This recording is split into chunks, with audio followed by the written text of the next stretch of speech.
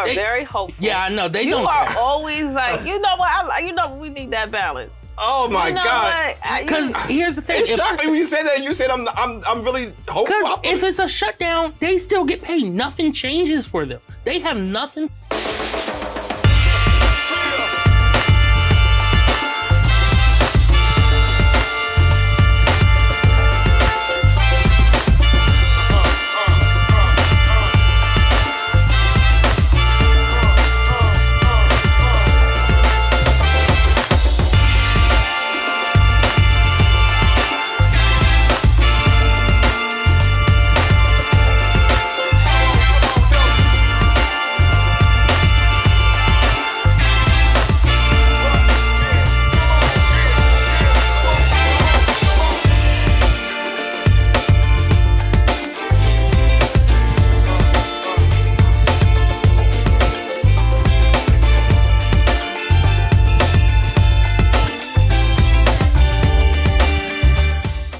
Good evening. This is Dr. Curry. This is Coby Owens. And welcome to The Source. Our co-host also, Shané, she'll be here very shortly. She had a stop she had to make, so we're going to get her right on the show as soon as she comes in. But this week, we've been reporting for the last couple of weeks that, there have not really been any shootings that we've seen reported. But I did notice that there was a shooting on Vanderveer Avenue on Monday. Do you know anything about that at all? Yeah, so there was a shooting on Vanderveer and Jessup Street. Mm-hmm. When officers arrived to the scene, there was a 30-year-old man who had a gunshot wound. He was reported in stable condition and he was taken to the hospital in stable condition.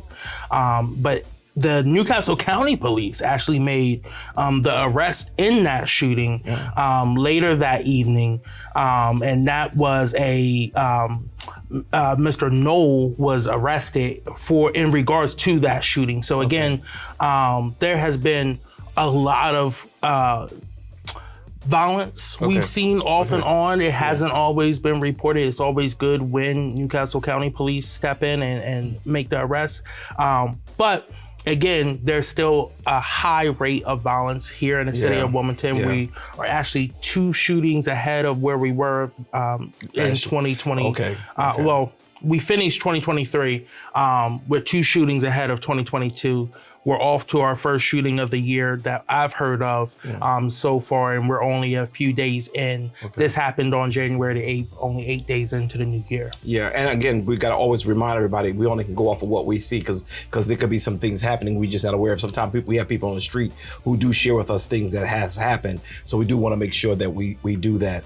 Let me also just bring back as something we talked about last week that I want to really grab again, and that is that the Harvard's president, Claudine Gaye, she resigned under pressure, I believe. She just said it was time for her to move on, but she wasn't even on the job a year. But it was under pressure given that they had said that she had committed some plagiarism, and the citations that she did not do, well, I really didn't think it mounted up to a resignation. But there was a millionaire who was a strong donor to the Harvard family, and we just found out that his wife, it was speculated at first that his wife plagiarized her dissertation. Correct. But then all of a sudden, when she was challenged and cornered, she confessed that she plagiarized. How does that work? So again, this guy's name is Bill Ackerman. Yes. He is a hedge fund manager. He's a billionaire hedge fund manager and Harvard alum. We talked about him on the show and how his racist politics played into a huge part of President Gaye stepping down. Now we see his wife also admits it. And I just find it extremely ironic that he's now taken to Twitter, or X as they call it now, to defend her and defend that that we're all humans and we are not all perfect. It's just very interesting to hear that narrative in less than a week's time, and when he was the biggest critic against a well-educated, well-qualified Black woman being president of Harvard. But it's okay for his white wife not to be held to the same standard. I don't know if you ever heard of that word before. I think so. I think so. I think this is textbook definition of it, but let me make sure I quote it. I'm going to quote the Oxford Dictionary for it so that, I don't plagiarize. Okay. But my grandmama, who didn't have a lot of education, she used to say things like, when you dig one ditch, you better dig two, because the second one may just be for you. This man man went all the way out talking about the Harvard brand and everything else and how it is so much, but now he's defending his wife. That's just outright hypocrisy. And we have to call things out the way they are. And we try to bring some national stuff to the local news or to our local show, because we want you to see that some of this racism is embedded in the community, in the culture, to a place where when we see it, we gotta call it out, because if not, it's going to continue to infest and create all kind of problems. I just can't believe it, man. I know, it's sad. It is sad. And it's sad that people are now accepting that the fact that he's defending his wife as true love, and this is what's the right thing a true loving husband should do. It's just very, very concerning. A true loving husband could do, but yeah, he can lambaste a black woman who is really truly educated. Yes. Who is really truly, and her work is beyond just her dissertation. For those of you who are watching, this woman has published many articles. She would not have been able to sit in the seat at Harvard as being the president. She was on its faculty, but to sit as its president, they have vetted her well. This man and these few little, I call them termites, they decided that they wanted to find something on her, because how dare a woman of color go and arrive at quote unquote their elite university leader. I just think it was something was doomed to happen, and I'm kind of glad that God works in such a mysterious way that he can reveal even the shortcomings of those who decide to lambaste her. And I just want to add this one last part, that he's using his money as a billionaire to not only go after the outlet that originally put out the post, the article on his wife, but he's going after their parent organization and outlet, Business Insider. And he is trying to tear them down for going after his wife. So again, he just seems like a big crybaby to me. It looks like Donald Trump in reincarnation, because it's like a younger version. It's the privilege. I can come after you. You better not come after me. You better be loyal to me. I don't have to be loyal to you. And this privilege, this money, millionaires who have this privilege to be able to set the tone and the narrative, it really has to stop. And, another thing I want to add to this, he also went after the DEI, right? Okay, which is diversity, equity, and inclusion. Right. That's a policy that it kind of became a household name after 2020. And now companies, any little backlash, companies like, oh, whoa, we got to rethink this.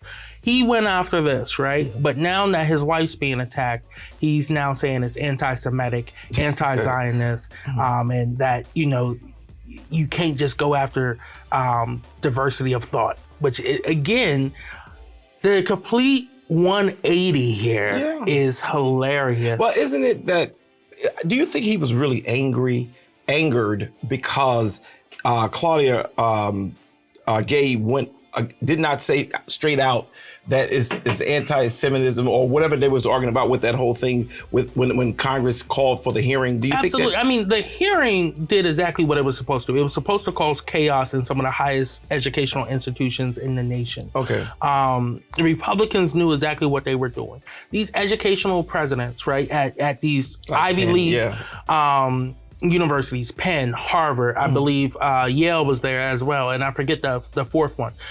They wanted to make sure that if they couldn't stop the student groups, that they go after the people who allow these student groups to speak freely. And whether you agree or not, at the end of the day, just like when the sons and daughters of the Confederacy go out and put out a statement and it's okay, they are still protected under your First Amendment right. Absolutely. That is what is supposed to set us apart from these other countries, right? That you are protected, even if you disagree with someone. And I'm not saying I agree 100% with I don't agree with them at all, sons and daughters of the Confederacy, but they still have a constitutional right to say what they want. And guess what? I have a constitutional right to say what I want back against them. Absolutely. As long as it's not threatening harm, right? Right. So again, the Republicans went to undermine the Constitution, and when they couldn't do it flat out directly towards those students, they went after the next people that they could influence,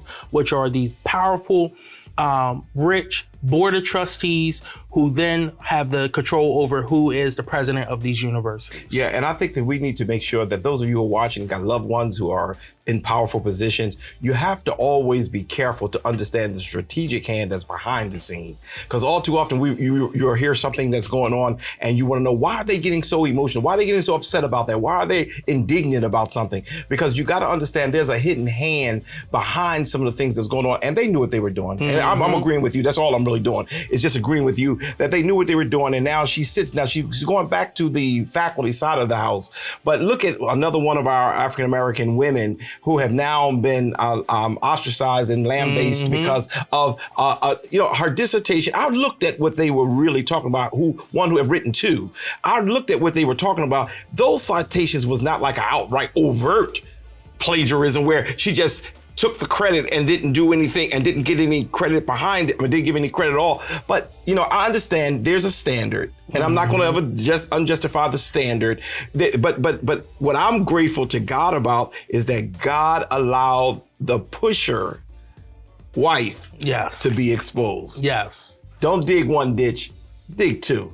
Because you never know if the next one's going to be for you. And I think that's the message I wanted to make sure I conveyed on today. One more thing I want to do before we go to a commercial break, and I'm so excited. Last week, we had an opportunity to report on Delaware State University. Now, already, Delaware State University is being ranked very high in its scholastical ability. At one point, they were on the decline. Tony Allen and his crew really just done a phenomenal job. But I want to just turn, I want to keep us Wilmingtonians knowing that there is a son from the city who is now leading Delaware State University's basketball program. He's in his third year. The first year, it was just horrible because honestly, he was inherited a horrible situation. The second year, people had said, "Oh, hey, he's going to turn it around," and he wasn't able to turn around because he had to still filter through some things. But who turns a program that is as dreadful as that one around in a year or two? Sometimes it may take 4 or 5 years to really build a team. But I just want to give a couple things. I'm going to let you say something. But now, as of today, the recording of this show, they are second in their conference, as opposed to last year being last in their conference. They've won both of their 2 conference games. And I heard you give some predictions. You said that they're going to beat this one. They're going to beat Morgan. They're going to beat Coppin. They did. And I'm glad to report that. And then now next Saturday at Delaware State, I hope you all will go. Let's support, because they're going to be playing UMES. That's a good rivalry. We're going to see how that turn out. But the Del State is going to be playing them next Saturday at 4 o'clock at Delaware State. And then following is the big game. They won't be at Delaware State. They'll be at Norfolk. But Norfolk is the number 1 seed. And that's going to be a game. If they pull that one off, y'all not going to be able to contain me. I'm just going to be straight with you. Go ahead. I'm sorry, bro. Yeah, no, I'm super excited about how their season's going this year. They put in a lot of hard work. Yeah. And again, with any new coach and new coaching staff coming in to a program, that first 2 years, you still have a lot of individuals who are good players, but they're players who were recruited by the previous coaching administration, Absolutely. right? That third year is where you really get to shine. We saw this on the football side in the MEAC conference with Deion Sanders. It was his third year they went undefeated. Now, DSU, they have lost some, but they are doing amazing compared. They have more wins than the last 2 years put together, right? Absolutely. So they are doing amazing right now. They're number 2 in the conference. They're undefeated in the conference, and hopefully they keep this streak going. Yeah. I would love to see them continue to go ahead and win this division and go ahead and make the tournament as well, too. Again, like I said, Norfolk State is probably going to be one of their biggest games this year. And then also North Carolina Central is probably going to be another big one. Okay. Those will probably be the top 3 teams of the conference this year. Those games are going to be probably extremely close. But again, making sure the crowd can make a difference, especially when you're on the road. It can really affect the home team, probably more than it affects the away team, to have a big away team crowd there to support. Yes, that Norfolk game is something I think I'm going to drive down. I used to travel, not with the team, well, I did it back in the day, but I may do some traveling this year because I'm just excited. I'm super excited about what he's doing. Now, next Saturday is going to be at Delaware State. So we want to go, and we don't want to take anything for granted because some of the wins they won, honestly, they were nail biters, but they won them. And I want to make sure that we have enough support down there so that we can really make it happen. If you can go to Norfolk and go to that game, that would be great. If they win away from home, a number 1 seed, what's the song? Ain't No Stopping Us Now. We on, and I'm a strong Eagle fan. Fly, I'm a Hornet fly, because at this point, that's how we look at it. But I'm really super excited about what's going to happen as it relates to the Delaware State program. And I'm super excited about what's happening here in Delaware. The light have been shined. We got the president of Delaware State University, who is the president of the Council of Presidents for HBCUs. It's so much happening. And I don't want to lose that with all the craziness that goes on the sideline, but so much is happening. I just want to make sure that we continue to show our support and admiration towards the Delaware State University. It was one of the places where it got me started. So I want to make sure that, I'm not a graduate of Delaware State, but I am a graduate of the Lincoln University. I like to say that quite often, like you do with your Sally. But I do want to make sure that I'm always giving the support and love, because that's where I got one of my major starts at. Before we close this segment of the show and come back, I want to take this time again, and I meant to do it at the beginning, but I did forget, is to say we're constantly praying for Brother Twin B. Brown. I don't ever want to get so excited that I forget the man, the person, the personality who really got things started for Channel 28, because he brought this stuff to us. And he has really been instrument who have helped me to be successful in the 3 shows that we have. And I know last week you shared a couple of things that you really appreciated about Twin B. You have anything you want to share today? Or again, just keep praying. Keep praying. And again, as I shared with a couple of people, it's not about only asking God for a miracle that God will return him to full health. That we pray. But, if God desires that I'm going to receive him, listen to this. God has given him 90 years. Very few people can testify to that. The Bible says that if you're good, I'll give you 70.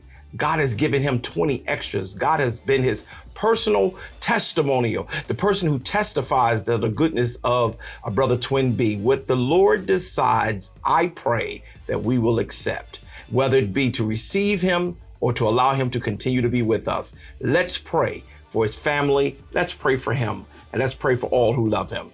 We'll be right back.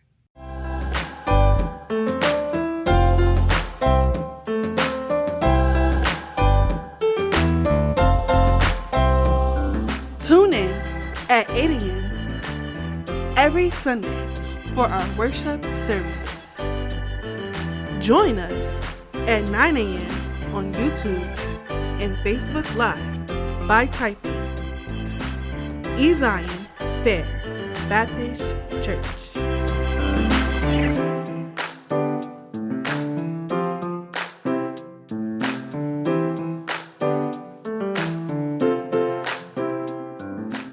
We are Wilmington's most exciting church.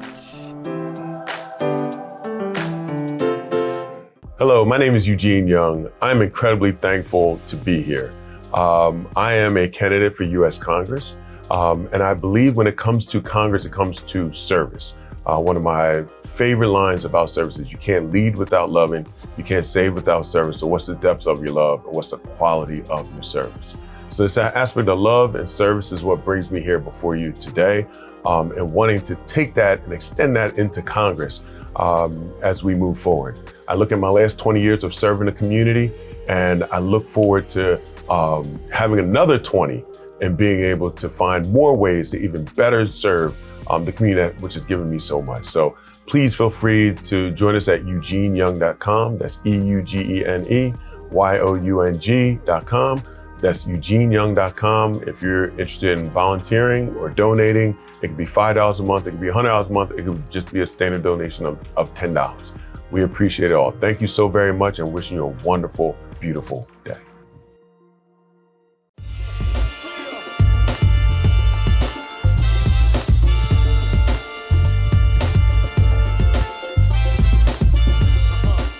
And we're back. And as you can see, our famous co-host has arrived. You had some issues with the doggy, I see. Yeah, just some grooming. Needed to drop her off at PetSmart. Okay. So And you went to the wrong one. I went to the wrong one. So I was supposed to go I went to Concord Mall, but I booked her at Christiana Mall. Oh. So, tomorrow. So does that mean you just working too hard for the people that you just can't keep it all together? You need an assistant. You need a personal assistant. I do, but I can't pay them. Oh, well, then I'll turn it. I thought I was going to get some young person a job, but if you can't pay them, we just going to have to say the day of volunteerism is pretty much gone, especially in this society. But thank you for joining us, and we're so glad you got here. Real quick, we're going to go ahead and jump over to the Coby Corner and see what's going on with Coby Corner, because you may have to leave too. But before you leave, I heard something through the grapevine that maybe you're going to be putting on your tapping shoes and doing some dancing with the stars or something. Is that true? Yes. So on Friday, March 29th at the waterfall up in Claymont, Philadelphia Pike. I will be a part of the 3rd annual Dancing with the Stars. Me too. Delaware Dancing with the... Oh, we got competition on the show? All right. Delaware Dancing with the Stars for the Wilmington Libraries. Well, I can dance and I have rhythm and So he can't? and I have energy and I can What you say he does? and I can bring it. So I'm just saying, Whoa. It's going to be a good competition now. You better be glad we sitting behind the table, because I would say, let me see what you're working with, but I'm a chill today. You're not on church, not in the church. I'm not in the church. I've seen the TikTok. We do stuff in the church too. That's awesome. So we're gonna look at that. So how will we know whether or not y'all make it to the show? So we're in it. We're Okay. in it. And it's a big fundraiser for the library. It's their big gala for the year. They moved to a bigger location. They because there's so many people are interested in getting tickets. So definitely come on out. Love to see y'all there. Now, question for you. So how did you who you dancing with? Alex Hackett is my partner. Alex Hackett. I don't know Alex. Well, I know that dude, that name sounds familiar. You had him on the show. Oh, Alex. Yes. Oh, yeah. I said I got look familiar. All Well, right. I'm not excited about it though, because he told me he has 2 left feet. Like, I need somebody with rhythm. Show him what you working. And then he a Kappa. I just need him to do this. Oh my gracious. That's He's it. a what? I just need him to. See, that's the problem. You went the wrong route. You went the wrong route. Sorry to all my Kappa friends. You should have got yourself a Q who knows what to do. Well, yeah. But you got yourself a Kappa who's still... No comment. What's going on with Coby Corner? Yeah, so first I want to start off, and on New Year's Eve, former U.S. Representative Edie Bernice Johnson passed away. She represented the Dallas area for almost 30 years in Congress. She was the first Black nurse to be elected, and the first Black woman from that area to be elected to Congress as well, too. It was very sad because she had dedicated over 50 years to public service, but more news came out after she passed away. Being a nurse, she fought very hard to create diversity in that field. And prior to her death, she went in for a surgical procedure, and while she was in the rehabilitation center, the Baylor Scott and White Institute for Rehabilitation, the nurses in there did not change her gauze, did not change her dressings, and she was laying in her own feces and waste. When she was able to get enough energy to call her son, who lived a few hours away, he drove right there, and when he got there, she was still like that. Wow. They moved her to a different rehabilitation center, but she had an infection in where the incision was. That infection led to her death on New Year's Eve. And the family has now announced that they are suing the Baylor Scott and White Institute for Rehabilitation that's in Dallas, Texas. And again, it just goes to underline the implicit and explicit biases that we face in the healthcare industry, and then also how our lives are disregarded when it comes to others. I believe that this lawsuit, they will win this lawsuit, and I'll keep you updated if there's any settlements or if it goes to trial or not. Next, I want to talk about our federal funding that is expiring very soon. So from the Delaware State Housing Authority, they sent out a press release the other day notifying people that they are scaling back the Delaware Mortgage Relief Program, DMAP, as some people call it. Wow. That was federal funding from the ARPA fund that passed under the Biden administration. It also created a homeowner assistance fund, which is also going to be scaled back as well too. Again, over 2,900 households avoided displacement or foreclosure due to this program. The average amount that went to a household was about $12,308. Funding will run out probably before the end of this year.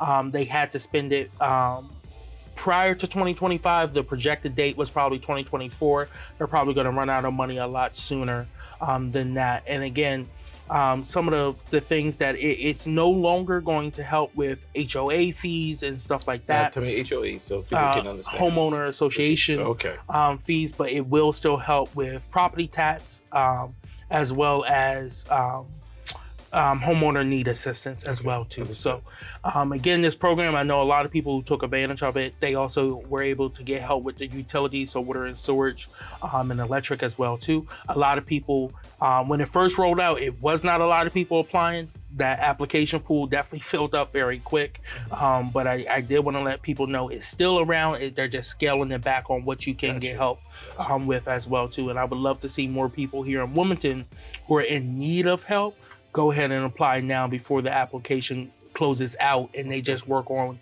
the backlog that they have, because they do have a small backlog. Going back to the national level, we are just days away from a potential another government shutdown on the for the departments of agriculture, energy and water, military construction, and veterans affairs, transportation, and housing programs is set to expire. Funding for all those programs are set to expire on January the 19th, and the rest of the government funding is set to expire on February the 2nd. They passed a stopgap back in November to give them more time to work on this, and then all chaos broke loose with McCarthy being ousted as speaker, and then they had to go through multiple votes to get Speaker Mike Johnson from Louisiana elected.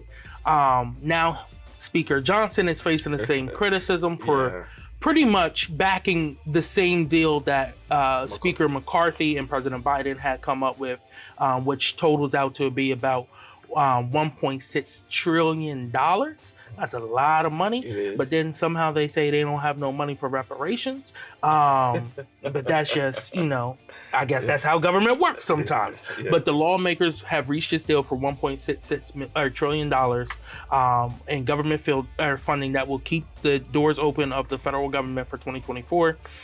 It's $886.3 billion in defense spending, $772.7 billion in domestic non-defense spending.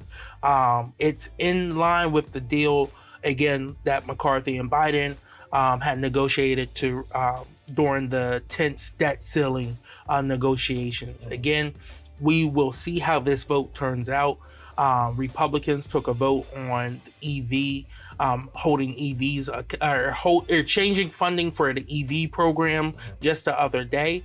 And a group of conservative lawmakers did not vote with the Republican caucus to move forward with that bill, even though they agree with it, to show that they are not happy with this deal that was cut. So we do not know what may happen. It's still the rule down there that one member can bring a resolution to vacate the chair of speaker, but you don't think chaos. You don't think that they're going to do that? I mean, right now we got too many prominent Republicans who need to be elected, and the chaos that creates. I think they just didn't like McCarthy. Do you really believe they would think they would even be that silly? Yes. Yeah. And honestly, you are very hopeful. Yeah, I know. You are always like, you know what? We need that balance. Oh my God! Because here's the thing: it shocked me when you said that. You said I'm really hopeful. Because if it's a shutdown, they still get paid. Nothing changes for them. They have nothing to lose. They could care less about their constituents. They could care less. They're supposed to be so pro-military. They could care less about our military, who's still gonna have to serve, still get bullets fired at them, and not get a paycheck.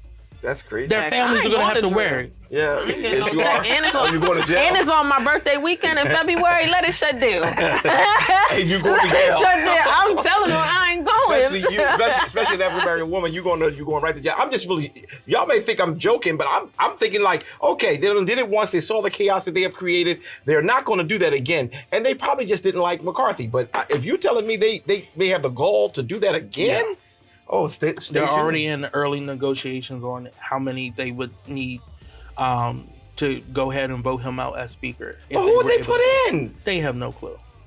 They didn't have a clue last time. They don't have a clue now. And if he gets taken out, then I don't know. I couldn't even guess who may be next. Because you have to still get the majority. Well, maybe Donald Trump will be.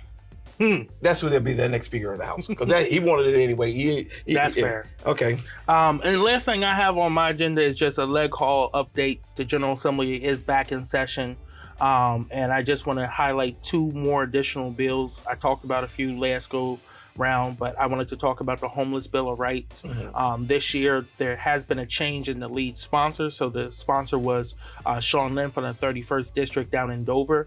It's now Representative Sophie Phillips from the 18th District up here in Bear, who's going to be leading this bill. And again, the Homeless Bill of Rights is for individuals experiencing homelessness to ensure that all individuals, regardless of housing status, have equal opportunity to live in decent, safe, sanitary, and healthy accommodations, and enjoy equality of opportunities, right? It means you cannot discriminate against someone because they are homeless. This does not create a new set of rights. This just enforces the rights that we already have, dating back to the public accommodation bill that passed back in the 70s by Senator Herman Holloway Sr.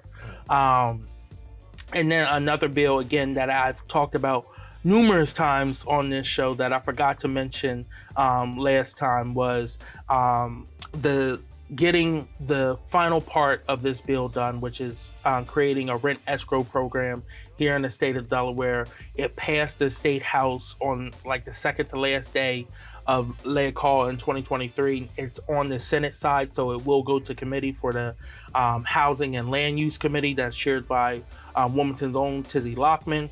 But this bill is it's a substitute bill for the original bill, but it would create a court-run rent escrow program for individuals to be able to go in to hold their landlords accountable for not fixing up any given issue in the house. So like if you have black mold or no running water or whatsoever, you will be able to go this. The Senate sponsor is Senator Marie Pickney from the Bear area. Yeah, I think that's really good. Yeah. So again, I just wanted to highlight those 2 bills. I had forgot to highlight those last go round. And again, as we start moving through this session, I will definitely be talking more and more about these ongoing bills down there. Yeah, and before we go, since we have a couple more minutes on your doing your segment, one of our the secretary found himself in the hospital, his prostate cancer, and a couple others. Can we just spend a moment and talking? His name just right out of my head. So Secretary Lloyd, right? Okay. Was for 4 days. It was not reported that he was not in active duty, and he was at Walter Reed. He was undergoing testing, and it came back that he does have prostate cancer. Again, prostate cancer is on the rise, especially in the black community, black men. So who please is this? go. Someone on the federal level? Yeah, the Secretary of Defense. He's a real bulky African American guy. So for African American men, please go get tested. Yes. Especially if you're over the age of 40. But he did not report it to the public, and Republicans are saying that he should resign because he did not report it to the public. That's funny because Mike, our mayor, it's been reported that he's been in the hospital since December 24th, since over holiday break. Recently? Yes, like he's still in there. Huh? And we know, I don't know this because I'm city council. I know this because word on the street. Word on the street. So let's qualify it so nobody won't say that it's the facts. You heard on the street. Yeah, I heard on the street. I don't know if it's facts. Okay. They didn't tell city council. Have you been to the office? Well, I really don't see him in the office anyway. Oh. So is the mayor all right? Can somebody come call me and let me know? How is our government being ran if our mayor is out? Trippy's running the government if the mayor is out. Well, Trippy doesn't know. Trippy doesn't know. Wow, what a great comparison. I don't know why it just came to me to ask you the question about, the black man in Washington who everybody want him to resign, but yet we have the white man in the city of Wilmington who is a public servant as well, and we don't know anything about it. We're gonna have to get our cameras rolling. That's interesting. Well, I don't know. I hope you all pay attention. That's word on the street. That's word on the street. I don't have it. They don't communicate to us. So we, city council, when I say us, it's city council. So I'm not 100% sure, but that's the word on the street that I'm getting. While we are serious about all that we talk about, we pray for Mayor recovery. Mayor Przicki. We love him as a human being. However, there's an obligation we have to the public.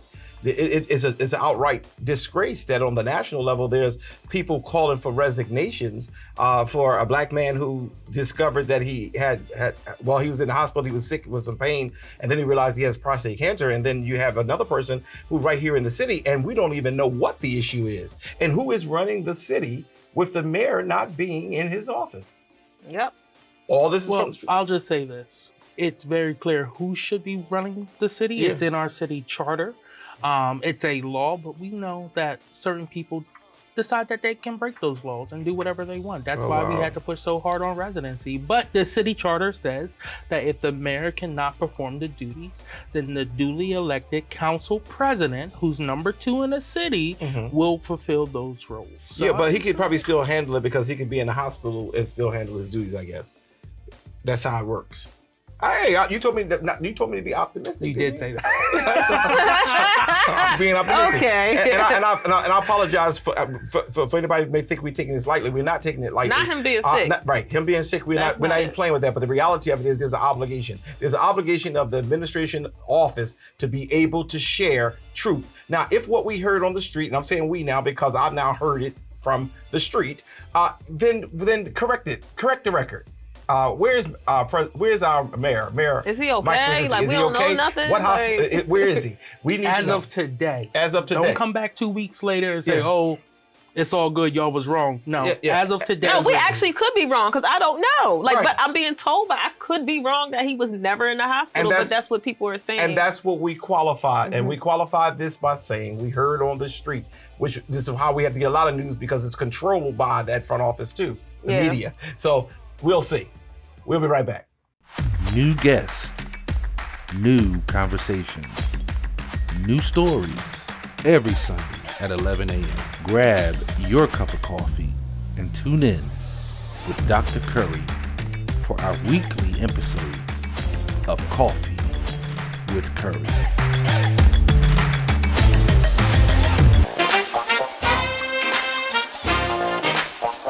Join us at 9 a.m.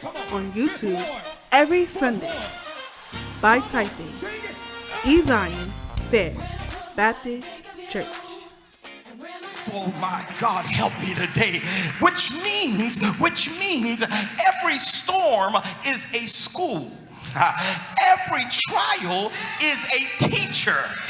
Every experience is an education. And every difficulty is development. We are Wilmington's most exciting church.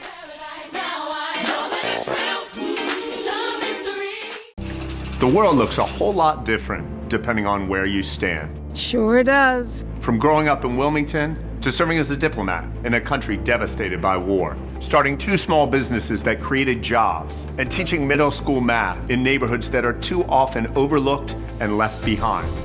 I'm Matt Meyer, and no matter where I stood, if something was broken, I've always tried to make it better. So when the insider said I had no shot against a 12-year incumbent, I ran for Newcastle County Executive anyway. Gotta love an underdog. Knocking on nearly 10,000 doors because our county looks different depending on where you stand, too. Hey, Mr. Meyer, in our classroom, you always made us show our work. We put the county checkbook online in the first 6 months to show where your tax dollars are going. We are making our county cleaner and greener, investing in early childhood and mental health services. Started 1,000 kids coding to give low-income students high-income skills. And we created the Hope Center, helping thousands of people get off the streets and into homes. Now, as too many families struggle with the rising costs of housing and healthcare, too many communities go without clean air and clean water. And our schools rank 46th in the nation. I know we can do better.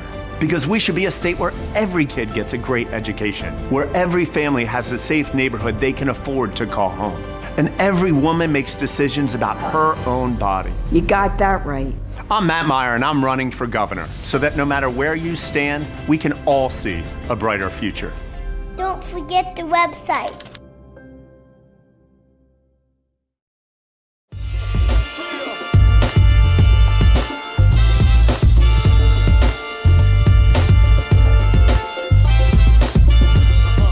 And we are back. As you can see, one leave, one come. But I'm grateful to have you with us today, Shané. Even though you're going to be dancing with a kappa, is it dancing with the stars? I don't know what you want to call it. You always have some great information to give to the people, and we thank you for your service as well. Let's go on. What's going on with Shané Scoop? Yeah, no, it's a few things just happening with the city of Wilmington. So I think a nice segue from Coby's corner or politics today is addressing that on January 18th, there will be a resolution, a vote of no confidence in Mayor Mike Purzycki in regards to the comments that he made about city council and the public when they were coming out to voice their opinion, exercising their freedom of speech to say how they feel about residency in the city of Wilmington. He came out with a very aggressive, very point your fingers, you are bad people type of press statement, press release. And it was, for me, disheartening because a lot of people from the community reached out to me and they were upset. And they first asked me, hey, could you censor him like how you censored other council people? And I was just like, I'll look into it, right? So I reached out to the law department and they were like, we don't think you could really do that. Maybe a vote of no confidence. So the community will be coming out for something that they requested because they want to be able to voice that they're very disappointed that they were talked to that way and described that way. And it's very disheartening as we think of the dynamics of the city. You have a white mayor, a predominantly black brown city, and he's using cold things like the mob to call them that. But when other groups of people who are white in white neighborhoods come together, they be shutting down meetings. Like they do the same exact thing. And never called the mob. And never called the mob, right? And I support what they're doing, right? There's a lot of other things that's happening in this city that I support, but it's just the difference in how they're being described and talked about. And it's just unfortunate that's happening. So I want the community to have a chance to talk about that and say how they felt. That's right. And we have to start, I think, addressing things. Absolutely. And letting him know you will be held accountable. You can't just say whatever you want. And I don't care if you're leaving, if you're going to Bethany Beach. I don't know what's going to happen, but you just cannot do that. So that was with the Mayor Mike Purzycki. Well, before you go any further, I just want to make sure that we share with the public. One, on the 18th, we're asking you to please go. Be out. Yes. Have your voice. Make sure you share. This is not how you talk to people, number one, and then African Americans as well. We should not be described as a mob. It's the same way the Republicans do that they talk about the Black Lives Matter, because they had some issues with some of the decisions that the courts were making, and they decided that they were going to protest, and some did get out of control, but yet they said that the January 6th, or was it 6th, that how that group was just very peaceful and very kind. We have to pay attention to the subliminal messages that happens a whole lot of times by people who are just really a part of the white privileged community.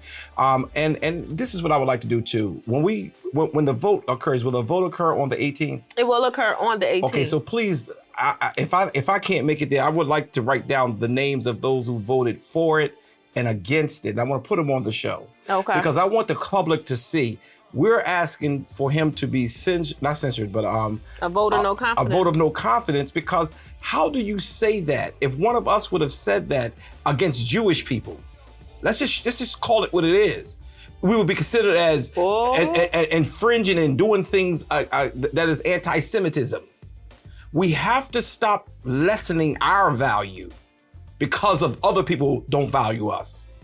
That was just outright wrong, and he needs to be handled for that. There needs to be some punitive measure for that, and the least we can do is we can do a vote of no confidence. So we want to see which politician is going to have the goal to be able to stand and say, you know what, I heard the constituents. It's not about me. It's Right. about the people who I represent. Right, and for me, it's even bigger than just the residency piece that lasted. He's been in office for about 6-7 years now, and I feel like it's always been a complete disregard for the Black and brown and or poor community, right? It's been a complete disregard over his last 6 years. And he has never been held accountable, never been called out for anything, specifically by city council for any of his actions, his disregard. So this is bigger than just that one residency piece. This is a whole 6 years for me of you just being blatantly disrespectful, disregarding the community that at large lives in this city. Right. And we talk about that. I'm talking about like economically they have been ignored, right? They have been ignored in regards to things that they want for the city, how they want the city to run. So those things is really what I'm focused on with the legislation. Gotcha. So I know another thing with the city, you guys probably will hear soon or have heard about it, is that St. Francis Hospital provided EMS services for the city of Wilmington. Right. They are no longer able to provide it due to like some technicalities with like insurance coverage. So like if you went to the hospital, they would bill your insurance, right? So there's some issues with that either not being billable anymore or it changing or whatnot. So now St. Francis is saying it's going to cost the city $3.5 million for them to run our EMS services. Right, so now we're looking at this potential crisis in the budget where we now have to find $3.5 million. So the mayor administration is asking for us to do a budget amendment, which will be funded through the city's budget reserve. And they're going to do a 1-year agreement with St. Francis to provide those services. But future conversations and talks have been talked about and including it into our fire department. So other fire departments throughout the country or other parts of the state, they run the EMS service. Okay. So we're about to have a big hit to our budget of $3.5 million plus at this point to get EMS services integrated into our city services. But that's really going to hit the reserve. So it's not going to hit the current budget, not the budget y'all have for this year. It means you're going to dig into your reserve. Correct. So we're going to dig in our reserves for this 1-year contract. Okay, I understand. Right? But going forward, when we vote for the budget because we're going, July 1 would be for 2025 to 2026. That's correct. So for that budget, that we would have in their EMS services. So we would start buying the equipment, the systems, for hiring the people, like all of those things. So we vote on it on January 18th, the same day for the vote of no confidence in the mayor. So that's like what's happening with the city. So that's going to be a big conversation. Our budget is coming up. So our budget season is from March to May is when we do the final vote. So try to be engaged with that. Look at how we're spending our money.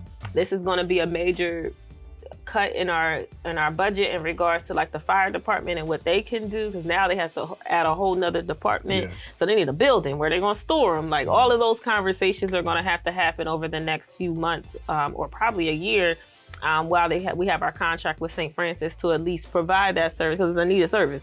People gotta get to the hospital. Wilmington Hospital? Do they still have that service? I'm not sure, but I know they said they put out an RFP and the only bidder was St. Francis. So I don't think Wilmington Hospital, I'm not sure if Christiana Care who they used or if they were interested in being a bidder. So I'm not sure what that process was, but that was our ambulance service. But I went to a committee meeting a few days ago with City Council. It was one of my first committee meetings since the new year started that I came back. It was a combo of finance and public safety. So I'm on the public safety committee, so I had to attend. So I attend, and one of the resolutions presented by Councilmember Yolanda McCoy was to have parents responsible for insurance deductibles for car break-ins. So a lot of youth are going around breaking into cars, stealing stuff, like things like that. Like that has happened to me. They steal my packages, right? I was like, bro, I ordered a book from my mom. I'm like, what y'all gonna do with that? Like, so like it is frustrating. It is upsetting that these things are happening. But I also think that we have to understand and look at things from a different viewpoint that's actually effective. But what was disheartening for me about this legislation really wasn't the premise of the legislation, but it was more the conversation around it at the committee meeting. It was a lack of research on the sponsors and on the effectiveness of it or what it will do. right? So her argument is that this will decrease crime, this will do this. This is her argument. And those things are not true if you look at research and data that financial punishments in court systems does not equal the chance of that crime going down. So by doing this, it's not going to stop you from breaking into the cars. So if you want to pass this resolution and get the resolution passed, I say do it, right? But don't have it under false premises that crime is going to be reduced because now we have parents paying for insurance deductibles. Now let's talk about restitution in court systems. Most of them people can't pay them. Right? So most poor people cannot pay restitution. So then it's this continuous cycle that you see in the court system of people just staying in this cycle of poverty, right? I can't pay my court debt. I can't renew my license to go get this job. So now I might start hustling, right? I can't get this job, or I might start doing illegal stuff, under the table stuff. Now I don't have access to benefits. I don't have access to a bank account. I can't buy a house now. It's this trickle down effect that's already, a lot of research has been done on it and talked about in regards to the financial punishment for things, especially on juveniles and their family. Especially most of the kids who are doing this come from families from moderate to low income households. Can I just also, I'm gonna put a butt in today because I'm one who I don't know the details of the legislation because I've not heard it until today. Yeah. But as I'm sitting here listening, I remember when Justin Wright was city councilman and they had passed something down in Dover where parents would no longer be responsible, truancy. They would no longer be responsible for their children if they don't go to school. What I discovered, that hurt our community so bad. Even though a lot of the black people saying, good, we don't need this, we really do. And I do believe that if parents are held accountable for that, it probably, now I don't want to go too deep in, but it probably will cut it down because it will then make them somebody got to be held accountable. But there's research and data that shows it won't. And the truancy, they got rid of it because it doesn't work. It does not increase. It did not show the impact that it should. Like when punishment happens, whatever the punishment is, it should show that it actually worked, right? Like you shouldn't just beat your kids to beat your kids. Like you should be, like if you do, like just using this as an example, if you beat your kids, there should be, they stop doing whatever you beat them for. But if they don't and they keep doing it, is the beating really effective? But it depends. It was effective for me. See, and that's why I'm coming up in that generation where parents were held accountable for everything we did until we were 18. So therefore, my mother said, we're poor, we're black, we're this, we're that, and we're the other, and you're not going to make me go. I'm not going to jail for you. Is what she kind of said to all 5 of her children. So we had to align ourselves. Now we're in a different culture. I understand it's very different. I know, but it's not. But it's the baby boomers' fault that we're in this culture we're in now where we don't hold our kids accountable to anything. Yeah. So I'm just saying. I think it's hard because there was nothing my mom could have done when I was 16, 17, 18 for me to listen to her. I'm just being honest. I thought I was grown. She's a part of that baby boomer group, probably. I thought I was grown and she tried, right? She tried to put boundaries on me. She tried to put curfews on me. But your peer pressure was much stronger than her. Right. Her and I still snuck out that window. Yeah. Right. Okay, at 16, 17. Yeah, but see, I'm gonna be honest with you. When my mother was clear to us, you get suspended. Beat me too. When you get suspended, you get dealt with. But see, my mother also dealt with the fact, not just the beatings, because I don't think it's only about beatings. It's about we're taking things from us that we wanted really bad. She took stuff. So, but you know what? It worked for my generation. Is a little bit different from yours because I think you're a generation under me. But honestly, it worked for us, but the baby boomers did not continue on with the next group and say, I'm never going to treat my children the way I've been treated. I'm never going to do my children the way I was done. Which some of the things that I was raised under, even my daughter, we had her on the show earlier today. We did a little interview with my wife and my daughter and on Coffee with Curry. And I'm watching how I'm paying attention. Back in the day, no, the pastor didn't allow his daughter to go to dances, but I do. Okay, because I want to make sure she's brought up in a very healthy environment where it's not about somebody else dictating. However, there are certain things she cannot do. There are certain things we will not permit. I had her to share with us what are the values of our family, and she will honor them. Or she will we will withhold certain things from her so that she cannot. Now, I heard you. Well, you still did this. We all did sneaky stuff because that's a part of being juvenile. We're going to sneak out. Peer pressure is big today because they got too many rights. Right. My opinion. No, I agree with everything you're saying, but when we look at data, the study on fees and fines, adding another fee or fine to a family is not I going don't agree to with reduce. fees and fines. I'm gonna say I agree. that's Throw them in jail. Now that's all another conversation, but we're just talking about adding I don't mean it another. that My way. deductible is $500, so that's asking another family if they, like a kid broke into my car the other night, asking his mom or dad to pay $500 to reimburse me. I don't want that. And my car just got broken into. I'm good, right? I'm not saying I'm good. Like I think I think the problem is more systemic, right? So instead of that, why aren't we advocating for more programs to get more youth programs? Why aren't we advocating for more programs for behavioral health? Why aren't we advocating for more programs? We still need to be. So the focus and money should be there, not this. I'd rather my $500 deductible go to that or something. You know, it's not. It didn't entail those things. Like, oh, we're gonna go towards a youth center for the city of Wilmington. Like, you know, like it's no social piece in there for me. It's just very punitive and ineffective. Well, I don't know if it's not ineffective. I don't know that one part. No. I think it is punitive. Well, it's punitive and based on data and research, it's ineffective. Like if you look up the impact of restitutions on juveniles and their family, the truancy, people got rid of that truancy court in law. Most states got rid of it because it was not working. All it did was became another. It wasn't working for ornery white children, but for black children, it was working because your mama ain't going to jail.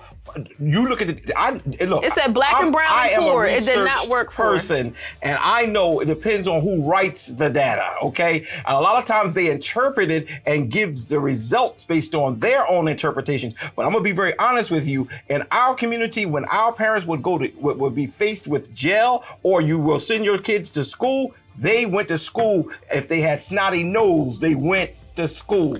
Okay, I think that's your own personal, but we can't argue with that. My own generation, you mean? Not my personal, because my generation, and that's probably why we have so many college-produced or educated people in my generation. And well, you can't argue with data. All I'm saying is you can't argue with data. You can argue with me, personal, but you can't argue with data. Yes, I can, because data is given based on the interpreter. See, but that's for anything then. We could argue data for anything. And that's why Donald Trump is able to say it's fake news, because the reality of it is who is doing the interpreting. It's subjective, but when we look at all general agreed upon as of right now, it is that fiscal punishment, financial punishment, restitution for juvenile and truancy court stuff did not work in doing what we thought would improve the community. Okay, we'll see. For black and brown and poor communities. Just like we disagree on the marijuana. I think that was the craziest thing they could have passed in the state of Delaware. Well, marijuana is based on research. Marijuana is like right now I go to BJ's and man, I can't. The car, even grandma's smoking.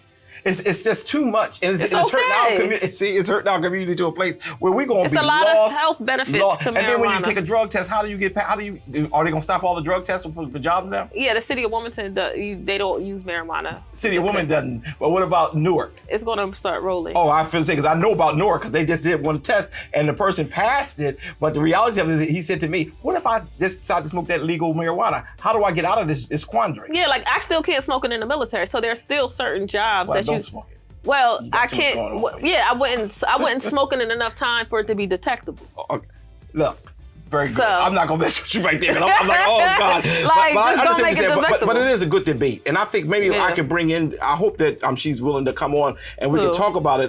The sponsor of the bill, a city councilwoman, and I because honestly, I kind of feel an agreement. However, maybe we should hear more information on it because I do believe in not jumping into anything without knowing all the details. Yeah, my thing is, as legislators, you're supposed to be researchers, right? When you put up a piece of legislation, you're supposed to have research and data to back it, and it's supposed to tell me what the impact is going to be.